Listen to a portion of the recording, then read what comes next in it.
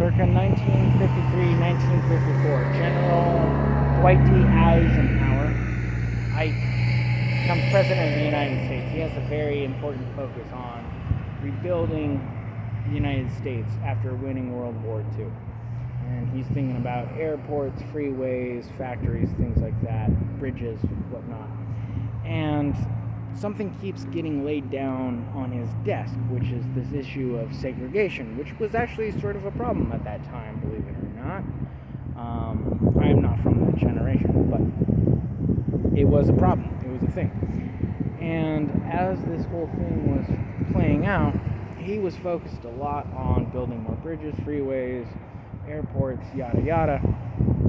Segregation kept coming up.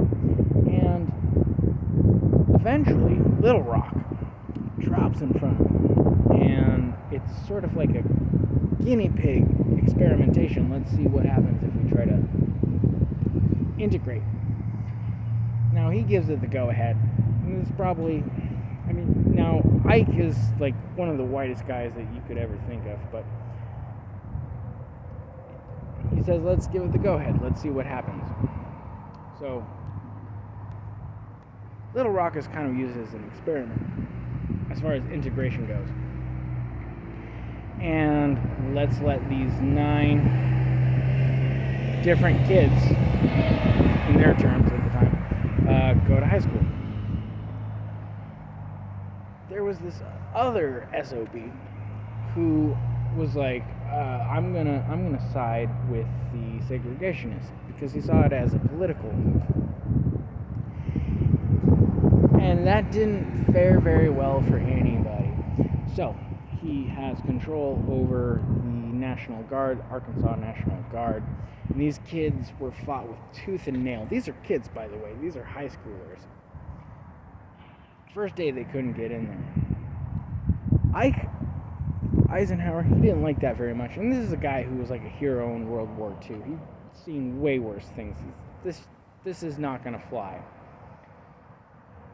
So this other guy, this SOB, I can't remember his name, he basically pulls out and goes, okay, no more National Guard, no more Arkansas National Guard.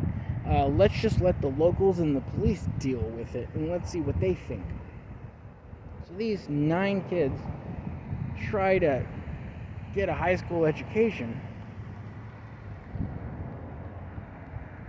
and they have to be escorted by military service members just to walk into a building. And it's interesting to me because I think that we've come a long way, but how far along have we come to really witness things like this? So this is what is referred to as the Little Rock 9. I'm going to do my best here to portray these 9 students. This was a long time ago, right? Now, 1953, 1954 is when Eisenhower first became president. But this is just... these are kids, right? Just trying to get an education. And I think it's sort of mind-boggling that had to happen. There was mobs, very angry people, trying to prevent them from just getting a high school education, which is crazy to me. And when I say that, I recognize that I am probably the whitest guy that you know, and I'm talking about Eisenhower, who is the whitest person that you could ever think of. I mean, his nickname was Ike. How much whiter does it get? And I think it's really beautiful that at least that they're facing the Capitol building. I mean, this is just insane to me. This is why Little Rock is really important. I don't know why it was used as such an experimentation, but it was. So here we are.